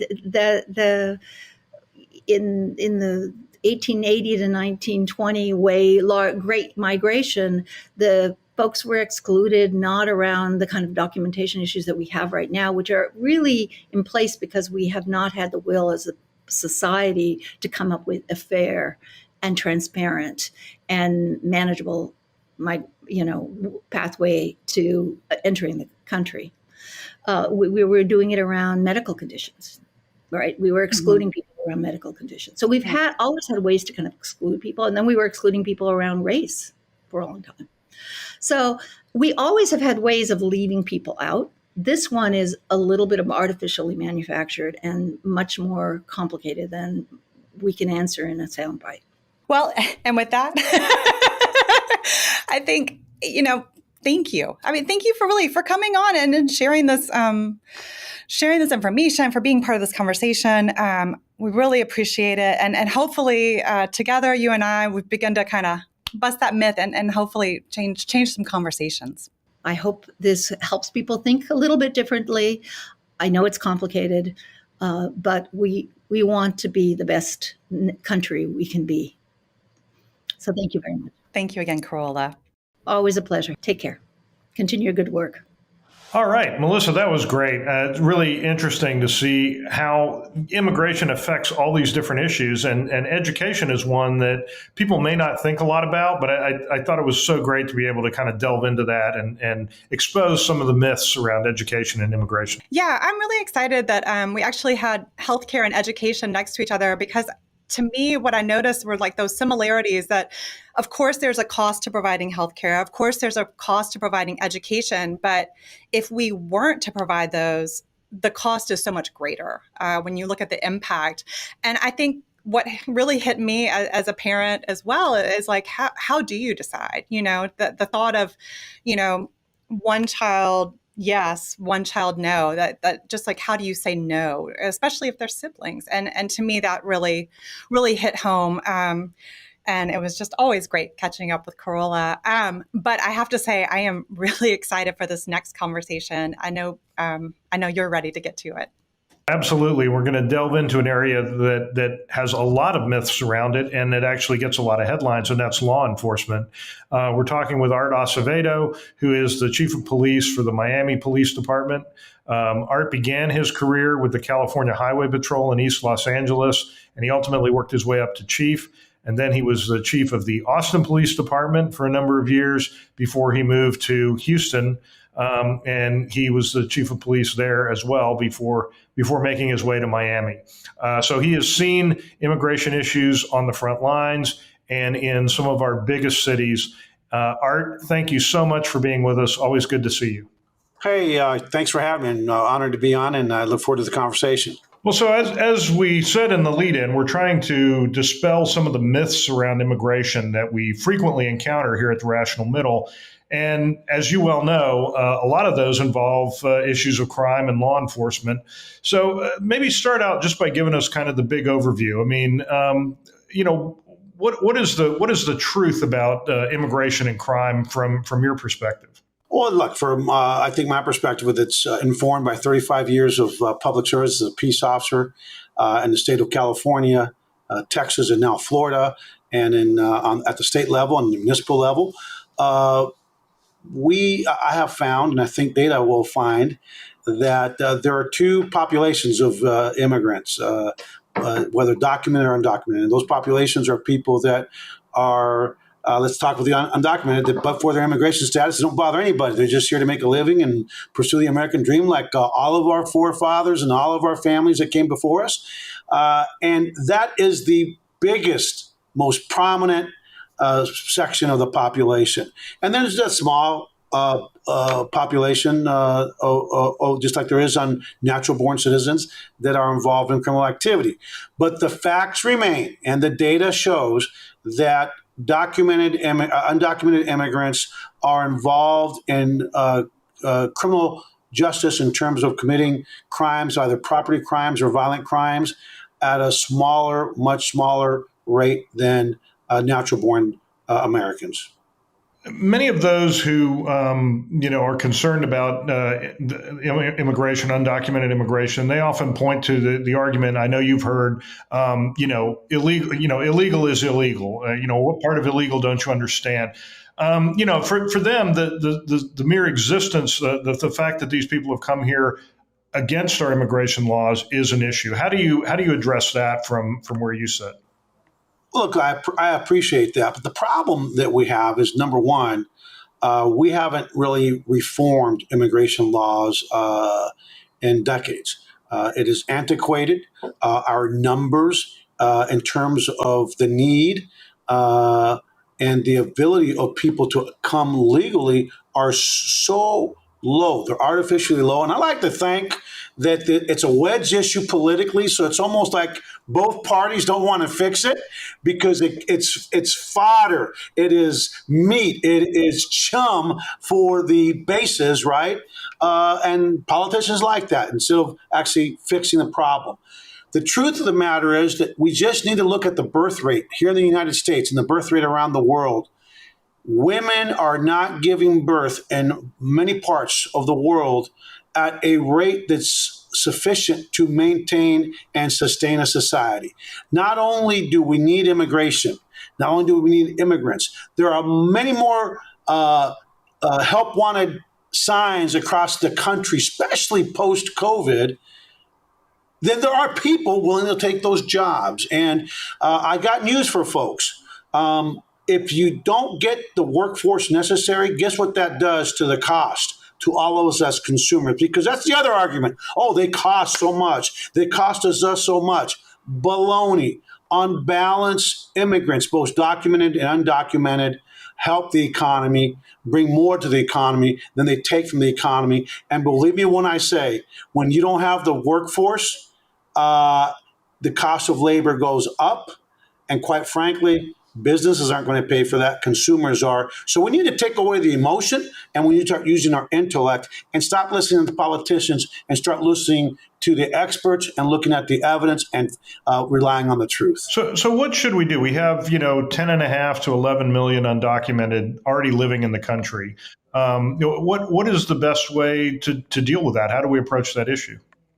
Well, first and foremost, we need comprehensive immigration reform. We need to figure out a way. And let me just say this to the extreme left that would say there has to be a pathway to citizenship. I have worked in and around undocumented communities my entire career, starting as a young patrol officer in East Los Angeles, California, where I can tell you the folks that are undocumented, that are here to pursue the American dream, most of them don't care about becoming a U.S. citizen. They want to be legitimate. They want to be able to have a driver's license. They want to be able to pay all taxes. They want to be able to take their kids to school. That's not their priority. So let's not have this all or nothing mindset. They want to come out of the darkness. They want to fully participate in society. So we need to figure out a process by which people can come in from the darkness, apply for a residency, and if they have to pay a fine, believe me, most of these people are hardworking people that will do whatever it takes in terms of hard work to pay that fine, whatever it is. I have a feeling that a lot of businesses would be more than happy to actually sponsor folks because they need the labor. But we've got to find a pathway for legitimacy, not necessarily citizenship. Number two, we've got to continue to secure our border because we don't want open borders. Anyone that thinks that that's a good idea is just not that smart. I'll just say that. But securing the border is not about building walls, because one thing that I know about people that are hungry and that are desperate for a better way of life, if you build a wall, they're going to go under the wall, over the wall, through the wall. But if you build a 25-foot high wall, they're going to build a 26-foot high ladder. Or they're going to go underneath that wall. We want to use a virtual wall, technology and people. However, in areas that are urban areas like El Paso, San Diego, that's where you would build barriers, which is too easy to come in. The next thing we need to do is have a robust guest worker program. It really irritated me when I was living in Texas that I won't say my friend's name, but they're a huge employer. I think this individual has about 60,000 employees. And he told me the story in the Galveston area. I used to go to Galveston, lived in Texas for 14 years. I love the beach. I used to see a lot of Hispanics working in the service industry, and the hospitality industry. And at one point, ICE came in and all these people had to get fired. And by the way, now who comes there? Who's working there? Pay close attention to my Texas friends. Now they have a bunch of folks from Europe that come here on visas, guest worker programs. And here's the problem with that. We got rid of the people that were from Mexico, Central and South America, that they share a border with us, right? And by the way, for every person that's here, you know how many people they're supporting south of the border? I don't know the exact number. It's a lot. Trust me. I know a lot of these families. How did we benefit from that policy? Instead of trying to stabilize Central and South America, by the way, our number one trading partner really is Mexico. I think it's still number one. Why would we want to send that money somewhere else? So let's have a guest worker program that helps us stabilize Mexico, Honduras, Guatemala, El Salvador. Let's help build up their economies by having those guest worker programs, and let's focus our efforts on our hemisphere and on North America. And I think that that will help tremendously. And I think, and lastly, we have to really increase the number of people that can come here legally based on the need of the American people and the need of industry. Because I've got news for everyone. Our anti-immigrant mindset and fervor and the ugliness of the immigration debate has gotten so ugly because of emotions instead of using our minds. The rest of the world's trying to compete for immigrants because the birth rate is doing this. So we better be careful that as we age as a population, that people that are immigrants don't start making choices to go to Canada or New Zealand or Australia or Germany or anywhere else in the civilized world where maybe they'll be welcomed with open arms. It's an interesting point. I mean, we tend to sort of take for granted that America has always been this magnet for, entrepreneurs and immigrants coming here, and now we're seeing a situation where the landscape's gotten more competitive. It is more competitive. As a matter of fact, I read a book, The Next 100 Years, a few years back. Probably it's been about 8 or 10 years. But everything that you look at, and I think it was Dr. George Friedman from Stratford, out of we're going to have to start competing for immigrants in my lifetime, in your lifetime. And so let's make sure that we don't lose that competition, because the rest of the world has caught up with us economically. I would argue that they've surpassed us in terms of education. And we better be a nation that is welcoming, because just think about in Texas, where I just moved from, the medical center. Think about how many Middle Eastern Muslim doctors and nurses and a lot of brain power that is at the Texas Medical Center that was arguably the best in the world, the largest in the world.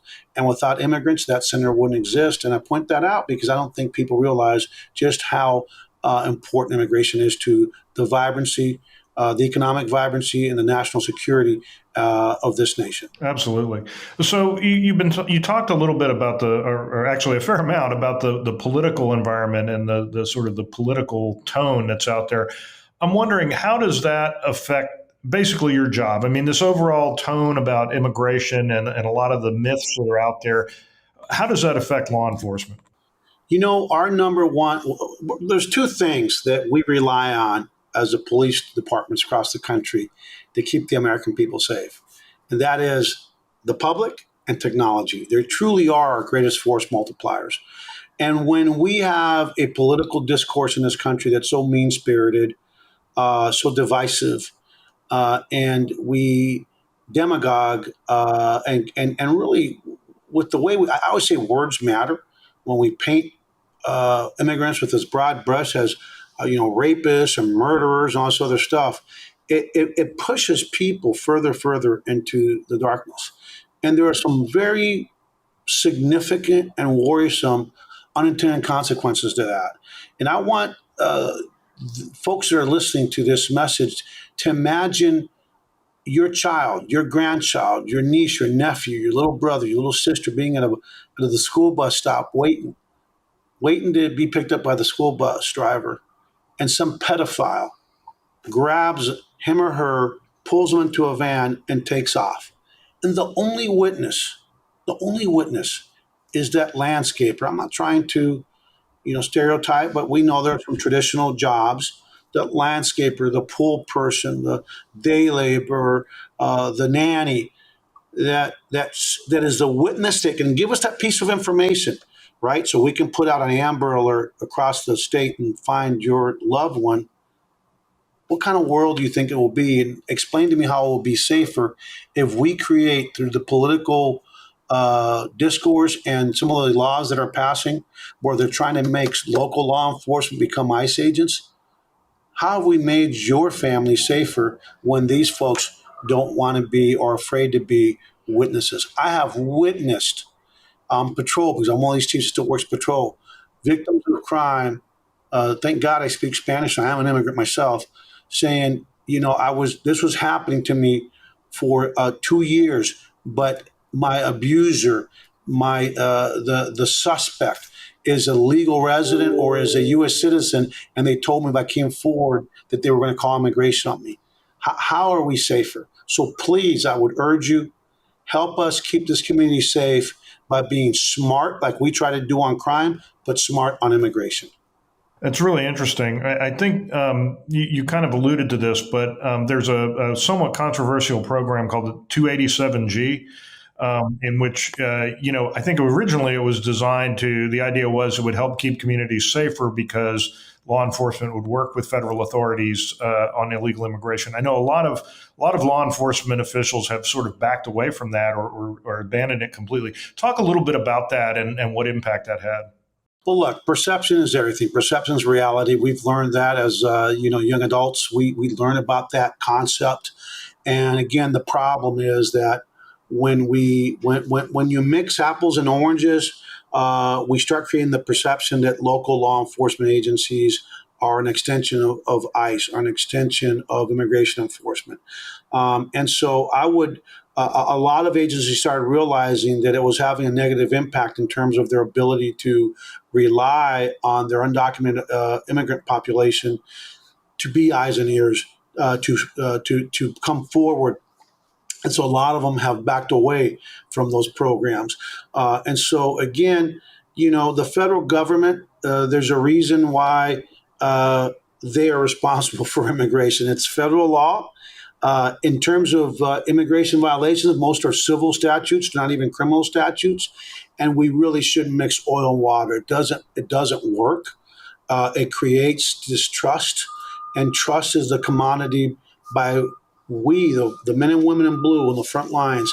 We have to deal in trust in order to keep the community safe. And so, for people watching this, if you can influence keeping us away from that, because let's be clear, we are living in a time where violent crime is going up, and I assure you, like in Texas, where we're putting all these resources for political theater on the border, while in the meantime, in our cities across the state, homicide, violent crime is through the roof. You tell me, are you worried about day laborers? Are you worried about drive-by shootings, about road rage, about all the things that are happening in communities across this nation right now with this increase in violent crime that is not being driven by the undocumented community? Every agency needs to stay in its lane, and we need to focus on conduct that hurts the American people, that takes life and limb, and not on people that are trying to make a living. That's my priority, and I hope that will be the priority of people watching this program. So we've just more or less come through this global pandemic, and I'm wondering if there were any. We thought we were. We thought we were. I think we're experiencing a rebound right now. So how does that affect what you do, and especially as it relates to immigrants in particular? How you deal with the immigrant community? So mask up. We're not going. Mask up, America. Look. Now we're saying that they were blaming everything on immigrants, right? I think that again we have to create from a public health perspective. We have to make sure that when people are living, working, or visiting our nation, regardless of immigration status, we have to make sure that we have a system in place where people feel safe to be able to come in and seek the services and seek the vaccinations and seek the testing, because none of us live on an island. We all are so radically dependent on each other as human beings. And whether people are here legally or illegally, if they're within the confines of the United States, we need to make sure that we have systems, processes, and messaging in place that is welcoming to keep us all healthy and alive from a pandemic that doesn't discriminate. It's killing Americans of all ages, of all races, of all religions, and of all socioeconomic status. So we need to make sure that we create a health system as we deal with this pandemic where immigrants feel safe enough to come in when they're sick, to come in when they feel like they need to be tested, and when they come in when they need to be vaccinated. Well, we're about out of time, Chief, so we'll leave it there. But thank you so much. I appreciate you setting the record straight on some of this. Thank you all. If you need anything, we're out here in Miami. We're open for business. We're open for visitors. Be safe, and God bless you all. Lauren, that was phenomenal. It's always great seeing Chief Acevedo. Yeah, it really is. I mean, I think that a lot of the points he makes about the impact on policing and communities and crime rates and all that is just really fascinating stuff, and not something that gets discussed a lot. Well, I mean, it just seems like it's something that gets overlooked so much. And to hear Chief Acevedo of Miami, Florida, really dealing it out and taking people through the justifications as to why immigrants are not responsible for crime is pretty astounding. It was a great job on that. Thanks. Yeah, he's always good to talk to. Well, up next is going to be our next myth that we're going to bust, which we're going to be talking to Mo Cantner about the fact that there is a myth that says that immigrants do not want to integrate into the fabric of American society and culture. Mo Cantner oversees state and local teams' work across nearly 100 communities in 30 states as a director of state and local initiatives at the New American Economy. She has 10 years experience working on local economic and workforce development initiatives. Prior to joining the NAE, Mo oversaw workforce services for targeted populations like foreign-born, military veterans, and young adults without high school diplomas for the city of New York.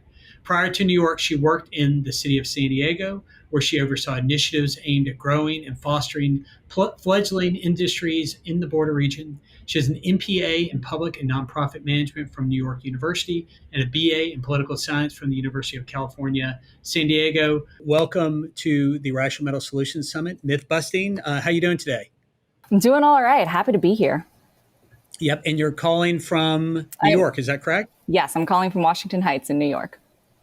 I love this. If you could start by maybe talking a bit, I've read the bio, I've let everyone know all the cool things that you're doing. I'm curious about that experience that you have, just that people understand where you're coming from, of working directly with immigrants as we bust this myth that immigrants don't want to integrate into the United States or our culture. Great. Well, so my background, again, my name's Mo Cantner, Director of State and Local Initiatives at New American Economy. And on the state local team at New American Economy, we've been around for about 7 or 8 years with really state and local leaders being frustrated with a lot of the gridlock that was happening at the federal level and wanting to be really proactive in this space. And so our work really centers kind of in 3 main buckets. The first is at the local level with civic and municipal leaders. The second is at the state level with governor's offices and statewide departments. And then the third is with the business community through chambers of commerce and statewide business coalitions. But for my own personal background, prior to coming to New American Economy, I used to do workforce development for the city of New York. And so I worked with military veterans. I worked with the foreign-born population and those formerly incarcerated on breaking down barriers to accessing employment and making sure that they can get into jobs quicker and more easily.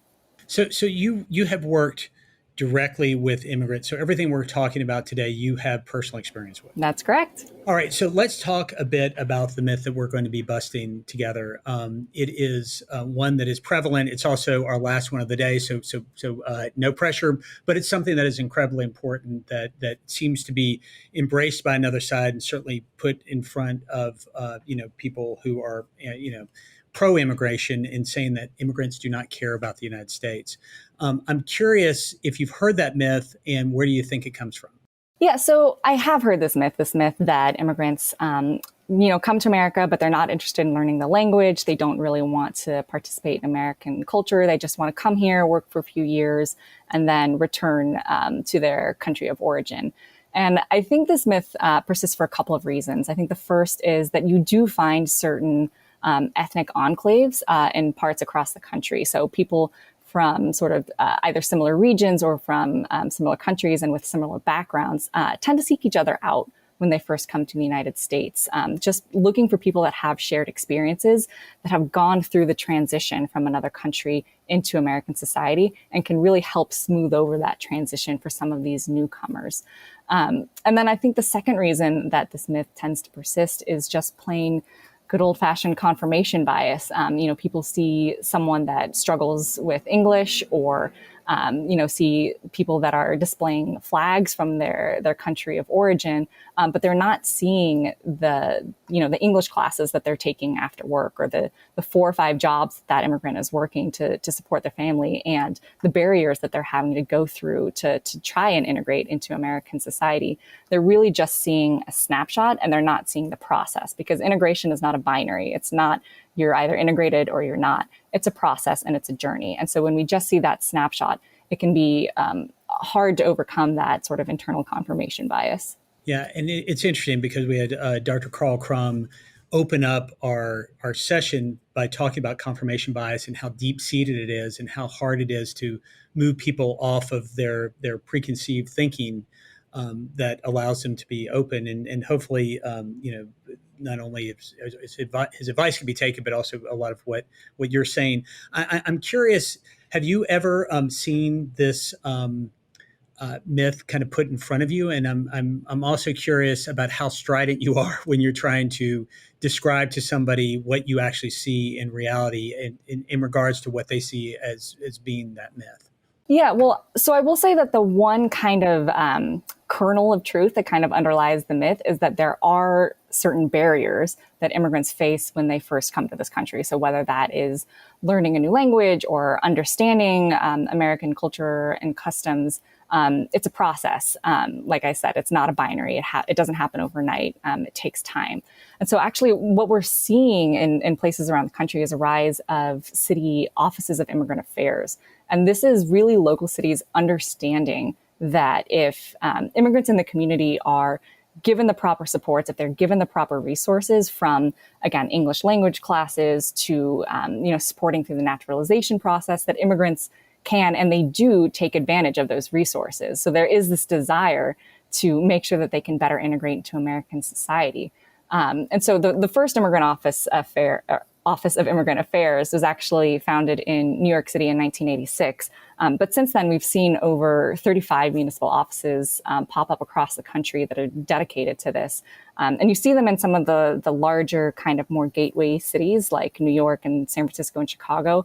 But increasingly, we're actually seeing them in maybe some of the less obvious cities across the country, from Tulsa, Oklahoma to Louisville, Kentucky, where we're seeing these local municipalities really understanding that if they can break down these barriers, immigrants will A, take advantage of them, and then B, the entire community will benefit as a result. So when you look at sort of the ability of an immigrant to be able to take advantage of these services and certainly learn things like English, which seems to be a big sticking point with the anti-immigrant lobby, is they don't care about our language. They don't want to integrate into our culture. Do you think that will sort of bring somebody off of something like confirmation bias? I mean, do you really feel like that is one of those golden keys that'll unlock a door to somebody understanding? I mean, how do we show people how hard they work, or an immigrant trying to integrate into the culture when, like you said, inside the enclaves, you don't always see that? Yeah, well, first off, again, having personally seen through some of this in New York City, the waiting list to access English language courses is unheard of. And so not only is it a matter of ensuring that there are even classes and spots available for immigrants to take advantage of, it's also making sure that there's that accessibility component, whether it is something that can be someone that can attend these classes after they've been, again, working those 3 or 4 jobs that they've been working in order to survive, how they can actually access some of those classes. I challenge anyone to try and get onto an English class wait list in New York City, because you're going to have a long time waiting. But when we think about sort of the overarching kind of contributions that the immigrants are really making to this country, and sort of how they are already looking to sort of become integrated into our culture. The first thing I would note is that over half of immigrants in the U.S. are naturalized citizens. So they already went through this process, an onerous, long, and expensive pathway in order to gain citizenship. And so that's not something that you do. This is just kind of a temporary stop that you're looking through. And then the other thing that I would really highlight that immigrants are already integrating themselves and really helping to bolster not only local economies, but just communities in a whole, is to think back through where we've been for the past year and a half. Through the pandemic, we've seen immigrants far more likely to be working in some of these essential industries. So if you think of healthcare, for example, over the past year and a half, we see immigrants that are far more likely to work both as these health aides and these nursing aides, as well as these physicians and these surgeons. So kind of both ends of the skill spectrum within the healthcare industry. But that's something that's been happening since before the pandemic. I mean, the U.S. Birth rate is at an all-time 50-year low, and so the U.S. population is aging. And so not only are they aging out of the workforce, they're increasingly going to be reliant on these healthcare services that we desperately need these workers for. So sort of across the spectrum, when we think of essential workers, and again, sort of reimagining what it means to contribute not just to the economy, but to the community and building strong communities, we're seeing immigrants playing a huge role in that impact, and really, again, helping support these communities over the past year and a half. And that's not something that you do on a temporary basis. Yeah, and and it's interesting. I mean, as you noted before, I mean, one of the things that we've explored in the Rational Middle is healthcare, the construction industry. All these people are utilizing immigrants. Sometimes they're living in the shadows and they're not able to be out front. How, if you were just to conceptualize, how would you suggest sort of putting a mirror up to that part of the at least the work culture, or even the culture that's out there, to show that these immigrants are necessary? Because again, even with what you just said, going through the pandemic, we're still not seeing a U.S. population that is begging for immigrants to be let in, or begging for immigrants to be naturalized if they're undocumented, to help in the ways they're already helping us. Yeah, I would sort of challenge that question, sort of countering it with, again, one of the sort of buckets of work that we work with on the state and local side is with the business community. And the business community, they are absolutely seeing workforce shortages, and they are absolutely saying we need to find a way that we can bolster our labor supply, and immigration is one of those factors that can be taken into account. And they are absolutely pushing for this at the federal level. They are pushing at sort of ways to integrate immigrants at the local level and at the state level. So in terms of, being able to sort of see this population as advantageous in the way that they really are and beneficial to the community, I would definitely turn to to employers and to the business community who are already seeing how important this is. So I mean, you deal in across the entire spectrum, which I think is fascinating, because you are seeing business people, as you just said, that are highly interested in the integration of immigration into our labor pool. Yet anti-immigrant sentiment still persists, right? Not only through the population, but also through our political landscape too. I'm curious why that is, and why is this myth still so strong, considering the fact that there is such a clear case for them to be here and part of our economy? Yeah, I think one thing that people are really good at compartmentalizing, when they're talking about sort of immigrants as a monolith, it can be easier to sort of put them in sort of this bucket and sort of describe them in one certain way. But I think when I'm having conversations with people and trying to help them sort of break through some of their preconceived notions, I always like to start by making the conversation personal, by talking to people about sort of their personal history, the sort of the where, when, or how of how their ancestors came to the country, and helping people really sort of work through on a step-by-step basis what that looked like. And, the likelihood that your great-grandparents, great-great-grandparents, when they came to this country, moved to one of these ethnic enclaves or moved to a community with similar backgrounds is pretty high. And then they can sort of start to think and see that duality of being proud of where you're from and proud of your history, and still being very proud to be an American and proud to be where you are now, and that duality exists in all of us. Yeah, I am blown away by the fact that, like, we're a country of immigrants and I realize that I've heard it all enough about Ben Franklin didn't like the Germans, and the Germans didn't like the Irish. I mean, I understand how that works. It still blows my mind that thinking still persists in the year 2021. Could you help us frame, because again, thinking about that myth, thinking about those sentiments that are out there about immigrants, what does an immigrant think of the United States? I mean, having worked with them, I'm curious, what is that belief about the United States that maybe would help somebody out there better understand the way an immigrant thinks when they come to our country, or why they even come here in the first place? Yeah. I mean, overwhelmingly, the resounding answer to that is the American dream, is living out their American dream. And that's another component where data actually supports that. We see immigrants far more likely to start a small business or to become an entrepreneur than their U.S. born counterparts. And that's true not just of the sort of the Main Street mom and pop shops. We've also seen how that translates into kind of economic powerhouses. So in 2021, over 44% of Fortune 500 companies were founded either by immigrants or by the children of immigrants. So we see that really entrepreneurial spirit that is sort of consistent through immigrants and refugees when they come to this country. And I think looking at that, sort of helping folks understand that immigrants are here to live the American dream, to set down roots and to raise their family is something that is also common across everyone that lives here.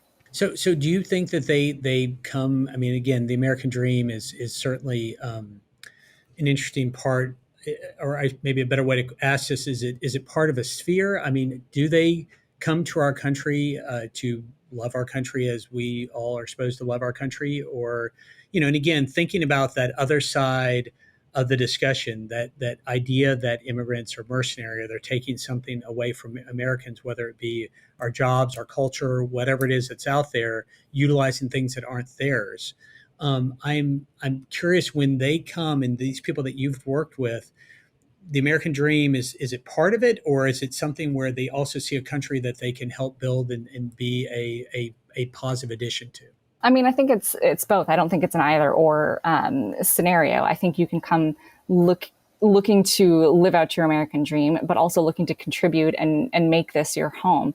Like I said, immigrant integration isn't a binary, isn't sort of you're here or you're not integrated, or you're here and you are integrated. It's a process, and it happens over time. And I think that, again, that sort of pride with where you came from and understanding your heritage, having that tied with still being very proud to be an American and proud to be where you are now, is something that lives in all of us. And then another way that I always like to describe it is, it's not sort of them taking a piece of the pie within the US. It's really making the pie bigger. It's really sort of expanding, contributing, and making it all that more diverse and vibrant. So we're kind of getting to the end of our 20 minutes together, and you've been so amazing, and you have such a vast and deep knowledge about all this, and certainly through, it sounds like, personal experiences too.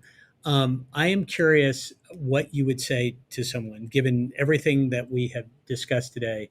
What would you say to somebody who deeply believes that myth? And again, Dr. Crum talked a lot about communication, about, I found it interesting because he talked about active listening and this idea that not to ask questions where you are putting your own sort of your own opinions in it and then accosting somebody with it.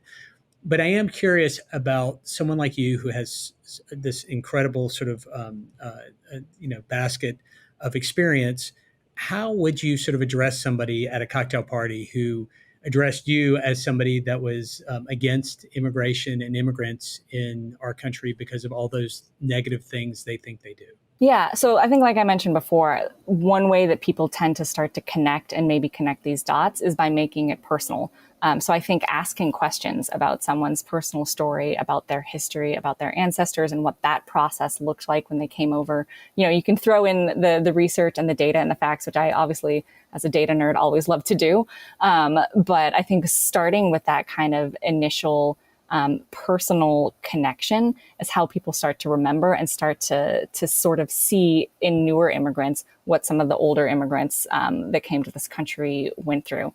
And then one other thing that I always encourage, and this is maybe a little bit of a harder lift for folks, but I always encourage people to go to a naturalization ceremony. If you've never been to one, it is one of the most inspiring things that you can ever go to. And if you ask, for example, the mayor of Tulsa, Oklahoma, the Republican mayor of Tulsa, Oklahoma, why he cares so deeply about immigrant integration and what turned him on to this subject, he'll tell you that it was attending a naturalization ceremony and understanding what they went through and how proud and how important that moment is for immigrants when they finally become U.S. citizens.